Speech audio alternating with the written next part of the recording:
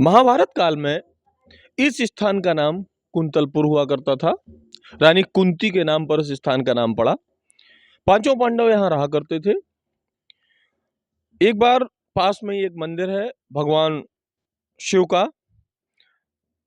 मान्यता है कि एक आकाशवाणी हुई और ये कहा गया कि जो भी सोने के पुष्प इस मंदिर पर चढ़ाएगा, महाभारत में उसकी विजय होगी।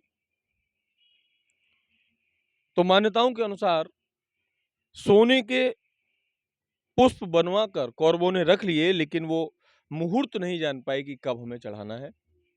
और शुभ मुहूर्त पर अर्जुन इस वृक्ष को स्वर्ग से ले आए और यहाँ आके स्थापित कर दिया। और इससे निकलने वाले जो पुष्प हैं वो भगवान शंकर पर माता कुंती ने चढ़ाए और इसलिए पांडवों की विजय हुई। बहुत सारी दंत कथाएं हैं, कहानियां हैं, इंडियन माइथोलॉजी है, आप लोग उसे समझ सकते हैं।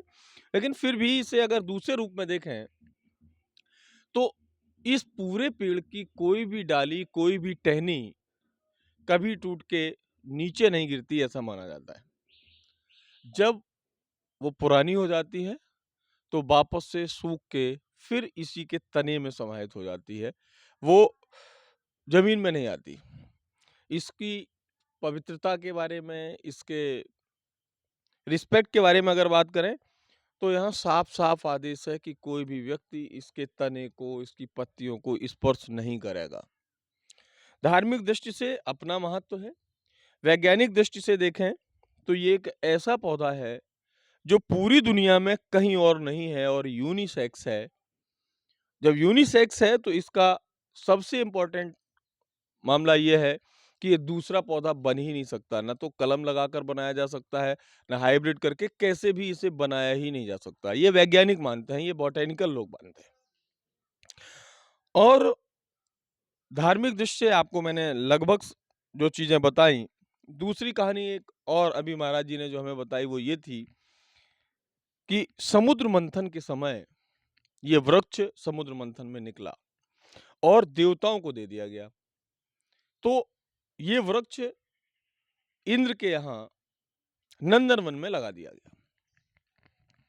एक बार देवर्षि नारद वहां गए और एक पुष्प इसका तोड़ के ले आए। इसके पुष्प की विशेषता समझ लें। पहली बात तो ये रात में खिलता है, श्वेत रंग का होता है, लेकिन जैसे ही आप उसे स्पर्श करते हैं वो पूरी तरह सोने जैसे कलर का यानी पीला हो जाता है। उन्होंने वो पुष्प भगवान कृष्ण को अर्पित कर दिया और भगवान कृष्ण ने उसे रुक्मणी को दे दिया।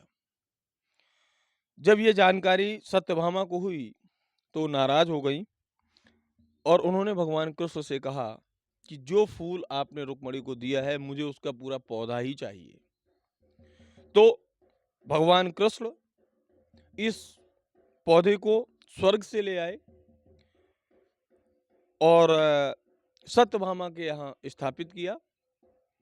मान्यताएं ये है कि जब द्वारका नगरी गायब हुई तो ये पुनः स्वर्ग चला गया और फिर दोबारा में जो अर्जुन की कहानी आपको बताई जाती है, अर्जुन इसे यहाँ स्थापित की है।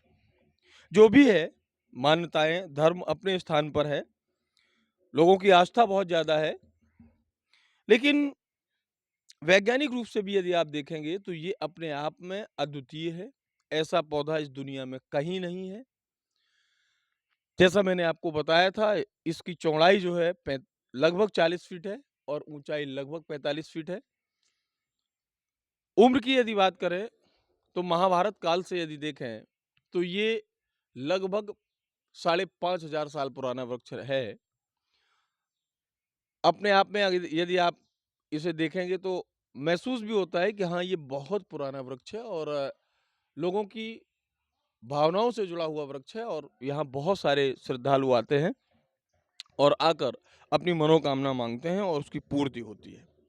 आप देखें, इसकी पत्तियां गिर ना जाएं उसके लिए ऊपर ये जाल लगाया गया है।